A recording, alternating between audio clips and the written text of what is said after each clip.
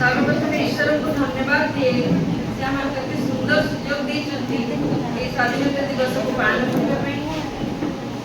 तेणुकरी आम आम आजकल समस्त कार्यक्रम को चरणतर दे आम कार्यक्रम आरंभ करवा। आसतु आम समस्ते आखि बंद करवा आ प्रार्थना करवा। धन्य धन्य करुणामय ईश्वर धन्य तुम नाम सकल धन्यवाद प्रशंसा दया कर आशीर्वाद तुम्हें सुंदर सुजोग देल तुम योजना अनुसार ये 80तम स्वाधीनता दिवस पालन करने सुजोग देल से तुम पवित्र मान धन्यवाद। यहाँ तुम उपस्थित था जहाँ सब कार्यक्रम आमर अच्छी आशीर्वाद सब शांति श्रृंखला भाव में तुम उपस्थिति तुम चालना कर दया कर करुणा कर अनुग्रह कर आशीर्वाद छोट प्रार्थना तुम आमेन।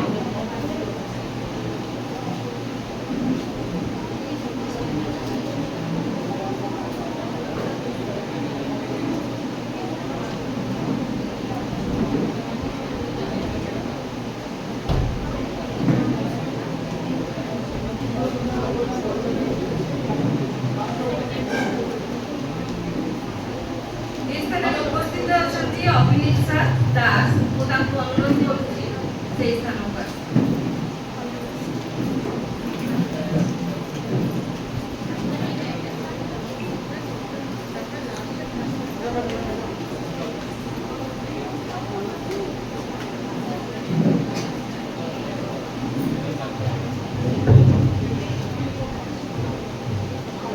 Good morning, everyone.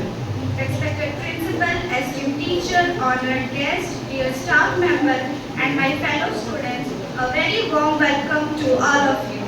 It is my privilege to welcome you to the Independence Day celebration at St. John College of Nursing and Paramedical. Today, as we proudly celebrate the 18th Independence Day of our nation, let us remember the sacrifice and struggle of great freedom fighters who gave us the freedom we enjoy today. As nursing students, we have a special role to play in serving society with compassion, dedication, and humanity. Let us celebrate the pride of India, unity, patriotism. May we always respect our nation and contribute towards building a healthier, stronger, and better India. Once again, I extend my heartfelt welcome to everyone present out here. I also welcome the YWCA for organizing such a wonderful program in our college. Now, as we are heading towards the program, I want to hand over them and continue the program. Thank you.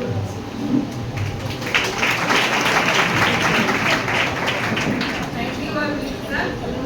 वर्तमान समय होछि आज स्वाधीनता दिवस से विषय କିଛି କହିବା ପାଇଁ ଆମମାନଙ୍କ ମଧ୍ୟରେ ଅଛନ୍ତି। ମୁଁ ଅନୁରୋଧ କରୁଛି ତାଙ୍କୁ ଏଠାରେ ସ୍ୱାଗତ ଜଣାଉଛି।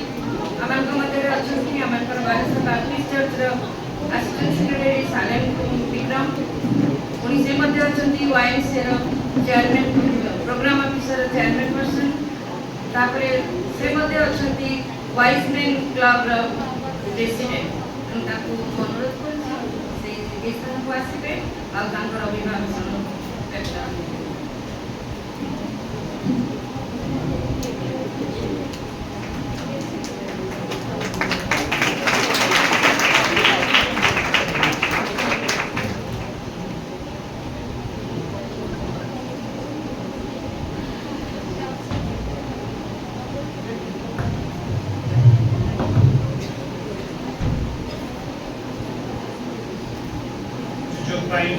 धन्यवाद दिए YWCA प्रेसिडेंट सेक्रेटरी पुणी प्रोग्राम ऑफिसर पुणी गवर्निंग बॉडी समस्त मेंबर्स मानू आज विशेष उत्सव आपण मान किसी विषय किसी वार्ता देवा निमंते सुजोग आपण मान निकट धन्यवाद दी पुणी आज ये कार्यक्रम उपस्थित प्रत्येक मु 80तम स्वाधीनता दिवस शुभेच्छा एवं अभिनंदन जनाऊँगी।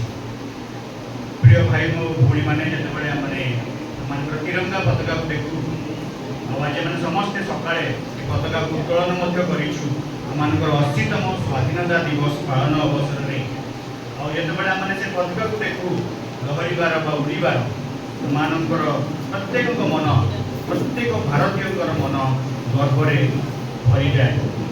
आते आम से पताका को देखू तार गेरुआ रंग आम साहस दिए, तार धला रंग हो सत्य एवं शांतिर प्रतीक, पुणी सबुज रंग हो अभिवृद्धि प्रतीक और मझे जो अशोक चक्र रही आग को बढ़वे प्रेरणा दिए शिक्षा दिए।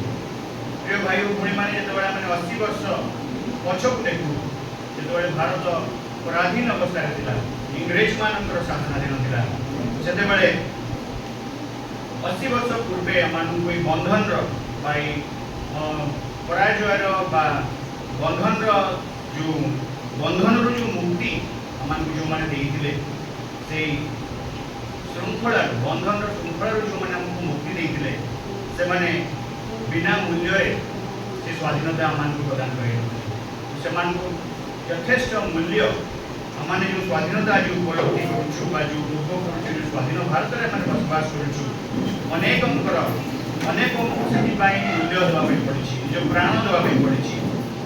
आपने जानती कि भारत अनेक स्वाधीनता संग्रामी मैंने अच्छा महात्मा गांधी, सुभाष चंद्र बोस, नेताजी सुभाष चंद्र बोस, बिरसा मुंडा, लाल बहादुर शास्त्री, जवाहरलाल नेहरू एमती अनेक पुणी जब ओडिशा कथा मैंने चिंता करवा आम पाइक मैंने जो मैंने कि आपने इतिहास में पढ़ी पाइक विद्रोह कथा जो मैंने कि भारत को स्वाधीनता दबारे से अक्लांत परिश्रम कर निज जीवन को उत्सर्ग कर केवल भारत को स्वाधीनता देवाई नुहे मात्र स्वाधीनता देवा सहित एक स्वप्न से वीर पुरुष मैंने जो मैंने निजर जीवन आमको भारत को स्वाधीनता देवारे स्वप्नटी हूँ एक स्वाधीन आत्मनिर्भरशील एवं गर्वित भारतवर्ष। प्रिय बंधुगण से स्वाधीनता संग्रामी मैंने जो मैंने अक्लांत परिश्रम करते जो मैंने एक स्वाधीन आत्मनिर्भरशील और गर्वित भारत स्वप्न देखी आज 80 वर्ष पर समीक्षा करवा जे आम सतरे कौन से महान स्वाधीनता संग्रामी मान स्वप्न को सम्मान दे स्वप्न को साकार कर जानते खबर कागज पढ़ुवे इंडिया डेवलपमेंट कथा जानते तेज आप निश्चित मो सहित एकमत हे जे अनेक क्षेत्र में भारत उन्नति लाभ कर क्षेत्र में विभिन्न क्षेत्र में किंतु प्रमुख क्षेत्र गुड़िक हूँ आर्थिक दृष्टिकोण आपने भारतवर्ष को देखिए we are the third largest economy in the world आमने विश्वर तृतीय बृहत्तम अर्थनीति जब आपने अर्थनीति जानते triple P best third world largest economy in the world आउ जब विज्ञान दृष्टि आपने देखती तेज चंद्रयान सफलता आपने समस्ते जानते समग्र पृथ्वी में तार एक बहुत बड़ सफलता भारतवर्षर वैज्ञानिक मैंने हासिल कर चंद्रयान पर सूर्य और मंगल ग्रह को किपरि आम जापर से वैज्ञानिक मैंने गवेषणा आरंभ कर कार्य कर बालेश्वर को जब आप चिंता करेंगे तेज बालेश्वर आम क्षेपणास्त्र घाटी अच्छी क्षेपणास्त्र घाटी में अनेक प्रकार क्षेपणास्त्र परीक्षा कराए जहाँकि आम भारतवर्ष निमंते सुरक्षार कवच और जदि ओडिशार लोक मान कथा चिंता करेंगे आम पिला कथा चिंता करेंगे तेज से आज समग्र पृथ्वी में विभिन्न प्रकार बड़ बड़ अनुष्ठान मानक बड़ बड़ position head of the department अच्छा जब आप इसरो कथा चिंता करेंगे IIT कथा चिंता करेंगे रिजर्व बैंक ऑफ इंडिया कथा चिंता करेंगे ये सबुरे आम ओडिशार लोक मैंने इवेन प्राइम मिनिस्टर जदि आपने पर्सनल असिस्टेंट कथा चिंता करेंगे से ओडिशा तेणु ये सब नेतृस्थानीय नेता मैंने जो देश को चलाउछंती से सब ओडिशा ओडिशार लोक मैंने अच्छा तेणु ये सब दृष्टि आम अनेक उन्नति लाभ कर निज भारतवर्ष अनेक डेवलपमेंट लाभ कर तथापि प्रिय बंधुगण आज 80 वर्ष पर 80 वर्ष धरी आम स्वाधीनता को उपलब्धि कर स्वाधीन भारत में बास करुँ तथापि आम सम्मुखें अनेक गुड़ी आह्वान चैलेंजेस रही चैलेंजेस गुड़िक मध्य दारिद्रता हूँ सबुठ बड़ चैलेंज आज भारतवर्ष में अनेक दारिद्र सीमारेखा तले अच्छा बिलो प्रॉपर्टी लाइन से अच्छा केवल से नुहे बेरोजगार समस्या गत किसी दिन तले YWCA इंटरनेशनल यूथ डे पालन करते मत कहूँ सुजोग मिलता मुझे रोजगार कथा कहती आजिकल युवक और युवती मानू ସେମାନଙ୍କୁ ସମ୍ମାନଜନକ ରୋଜଗାରର ଆବଶ୍ୟକତା ରହିଛି ଏବଂ ସେଥିପାଇଁ ଆମମାନଙ୍କୁ ପ୍ରୟାସ କରିବାର ଆବଶ୍ୟକତା ରହିଛି। ଜଳବାୟୁର ପରିବର୍ତ୍ତନ ଆପଣମାନେ ସମସ୍ତେ ଏହି ବିଷୟରେ ଜାଣିଛନ୍ତି। ଜଳବାୟୁର ପରିବର୍ତ୍ତନ ଦ୍ୱାରା ଆମମାନଙ୍କୁ କେତେ ଅସୁବିଧାର ସମ୍ମୁଖୀନ ହେବାକୁ ପଡୁଛି। ଅସମୟରେ ବର୍ଷା ହେଉଛି, ବନ୍ୟା ଅସମୟରେ ହେଉଛି, ଅତିଶୟ ଗରମ ହେଉଛି, ସବୁ ବିଷୟ ଆମମାନଙ୍କୁ ସହିବାକୁ ପଡୁଛି। ଏଇଟା ମଧ୍ୟ ଗୋଟେ ଚ୍ୟାଲେଞ୍ଜ ଆମମାନଙ୍କ ପାଇଁ। ଯଦିଓ ଆମେ 80 ବର୍ଷ ସ୍ୱାଧୀନ ଭାବରେ ବସବାସ କରୁଛୁ ଭାରତବର୍ଷରେ, ସମାଜରେ ମଧ୍ୟ ଅସମାନତା ଦେଖାଯାଉଛି। ଆପଣମାନେ ସେ ବିଷୟରେ ଜାଣନ୍ତି। ସମର ସରକାର ଦୃଷ୍ଟିରୁ ମୁଁ ସେ ବିଷୟକୁ ଯାଉନି। ପ୍ରିୟମାନେ, ସ୍ୱାଧୀନତାର ଅର୍ଥ କେବଳ ରାଜନୈତିକ ସ୍ୱାଧୀନତା ନୁହେଁ, କିନ୍ତୁ ସ୍ୱାଧୀନତାର ଅର୍ଥ ପ୍ରକୃତ ଅର୍ଥ ହେଉଛି ଏ ଯେଉଁ ଦାରିଦ୍ର୍ୟତାର ମୁକ୍ତି, ଭୟର ମୁକ୍ତି, ଅଶିକ୍ଷାର ମୁକ୍ତି, ଯେପରି ସମସ୍ତେ ଶିକ୍ଷିତ ହେବେ, ସମସ୍ତେ ପାଠ ପଢ଼ିବେ, ସମସ୍ତେ ଭଲ ମଣିଷ ହେବେ, ସମସ୍ତେ ରୋଜଗାର କରିବେ, ସମସ୍ତେ ନିଜ ନିଜର ଜୀବିକା ଅବଲମ୍ବନ କରିବେ। ସବୁ ବିଶ୍ୱ ଯେତେବେଳେ ଆମେ ସ୍ୱାଧୀନତା ହାସଲ କରିବା, ତାହା ହିଁ ହେବ ଆମମାନଙ୍କର ପ୍ରକୃତ ସ୍ୱାଧୀନତା। ଆପଣମାନେ ଜାଣନ୍ତି 2026 ମସିହାରେ ଭାରତବର୍ଷରେ ଯେଉଁ ଇଣ୍ଡିପେଣ୍ଡେନ୍ସ ଡେ ଆଜି ଆମେ ପାଳନ କରୁଛୁ, ଆଜି ସକାଳ ମଧ୍ୟ ଯେଉଁମାନେ ଶୁଣିଥିବେ ପ୍ରଧାନମନ୍ତ୍ରୀଙ୍କର ଭାଷଣ, ତାର ଏହି ବର୍ଷର ଥିମ୍ ହେଉଛି ଯେ ଯୁବଶକ୍ତି ଏବଂ ବିକଶିତ ଭାରତ 2047। ଅର୍ଥାତ୍ 2047ରେ ଭାରତବର୍ଷ ତାର ସ୍ୱାଧୀନତାର 100 ବର୍ଷ ପାଳନ କରିବା ପାଇଁ ଯାଉଛି। ଆଉ 21 ବର୍ଷ ମାତ୍ର ରହିଲା ଏବଂ ସେ 21 ବର୍ଷ ମଧ୍ୟରେ ଭାରତକୁ ଏକ ବିକଶିତ ରାଷ୍ଟ୍ରରେ ପରିଣତ କରିବା ଆମ ସମସ୍ତଙ୍କର ଦାୟିତ୍ୱ। ଆଜିର ପ୍ରଧାନମନ୍ତ୍ରୀଙ୍କର ଆହ୍ୱାନ ଅନୁଯାୟୀ ତେଣୁ ଆମମାନଙ୍କର ଲକ୍ଷ୍ୟ ହେବା ଉଚିତ ବିକଶିତ ଭାରତ 2047, କିନ୍ତୁ ଆମ ସମସ୍ତଙ୍କର ପ୍ରୟାସ ସେଥିରେ ରହିବାର ଆବଶ୍ୟକତା। ମୁଁ 4ଟି ଆହ୍ୱାନ ଆପଣମାନଙ୍କ ସମ୍ମୁଖରେ ରଖିବା ପାଇଁ ଚାହେଁ ଯଦି ଆପଣମାନେ ବିକଶିତ ଭାରତ 2047ରେ ସାମିଲ ହେବା ପାଇଁ ଚାହାନ୍ତି। ପ୍ରଥମେ ହେଉଛି ଯୁବଶକ୍ତି। ଯେଉଁମାନେ ମୁଁ ଗତ ଯେହେତ ମିଟିଂରେ କହୁଥିଲି, ସେ ଯେଉଁ ପ୍ରୋଗ୍ରାମରେ ଇଣ୍ଟରନ୍ୟାସନାଲରେ, ଯେ ଯୁବକ ଯୁବତୀମାନେ ଭବିଷ୍ୟତର ନେତା ନୁହନ୍ତି, ସେମାନେ ବର୍ତ୍ତମାନର ନେତା। ଆମେ ସେମାନଙ୍କ ଭବିଷ୍ୟତ, କାଲି ସେମାନେ ନେତା ହେବେ ସେ ଅପରଚୁନିଟି ଦେବାର ଆବଶ୍ୟକ ନାହିଁ। ଆଜି ସେମାନଙ୍କୁ ସୁଯୋଗ ଦେବାକୁ ପଡ଼ିବ, ତେବେ ଯାଇ ଆମମାନଙ୍କର ଭାରତର ଭବିଷ୍ୟତ ସୁଦୃଢ଼ ହୋଇପାରିବ।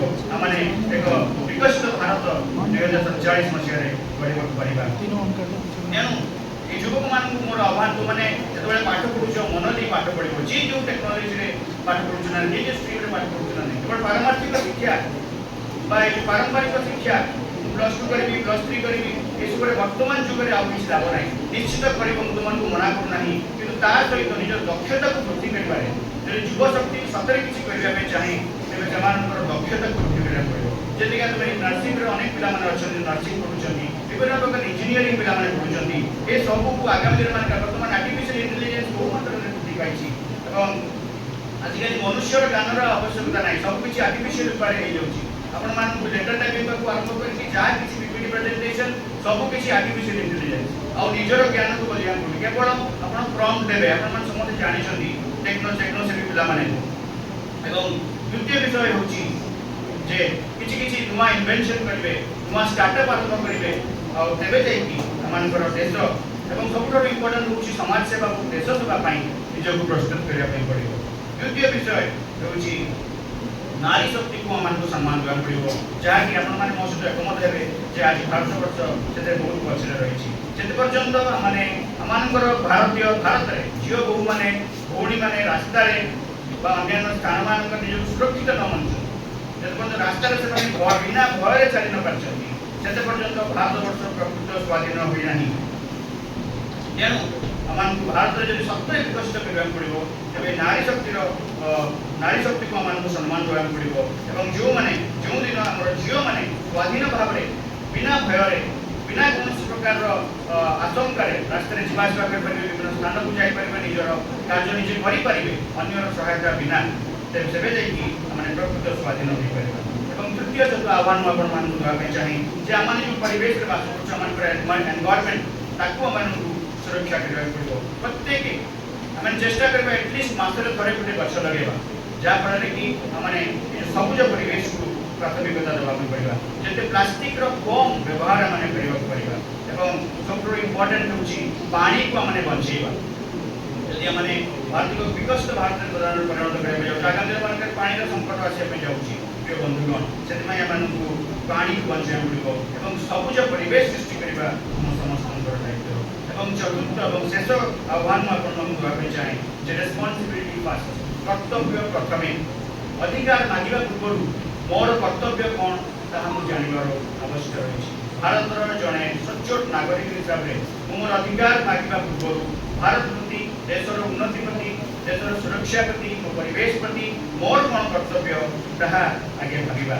ଆମମାନଙ୍କର ସରକାରଙ୍କ ଯାହା ନିୟମ ରହିଛି ତାହା ସବୁ ପାଳନ କରିବା। ଯେତେବେଳେ ଆମେ ଭାରତବର୍ଷରେ ବାସ କରୁଛୁ, ସରକାରଙ୍କ ବିଭିନ୍ନ ନିୟମ ସବୁ ରହିଛି, ତାକୁ ମଧ୍ୟ ଭାରତର ନାଗରିକ ହିସାବରେ ଆମମାନଙ୍କୁ ପାଳନ କରିବାର ଆବଶ୍ୟକ ରହିଛି।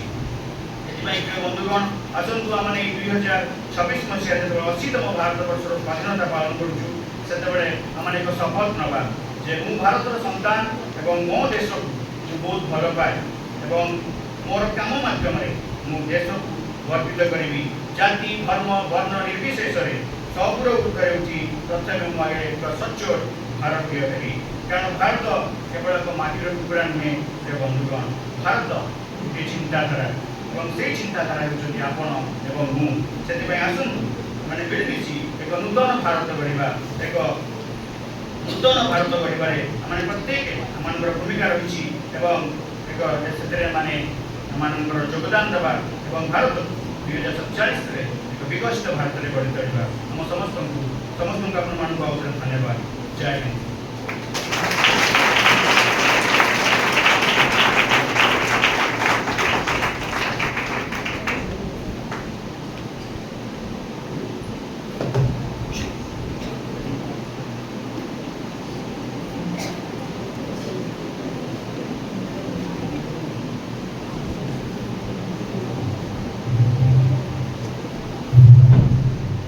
ଧନ୍ୟବାଦ ସାଲେମ।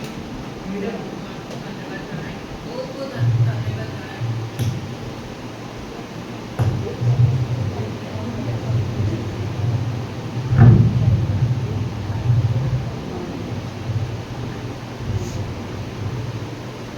ଅଶେଷ ଅଶେଷ ଧନ୍ୟବାଦ ଜଣାଏ ସାଲେମ ବିକ୍ରମ କୁମାରଙ୍କୁ।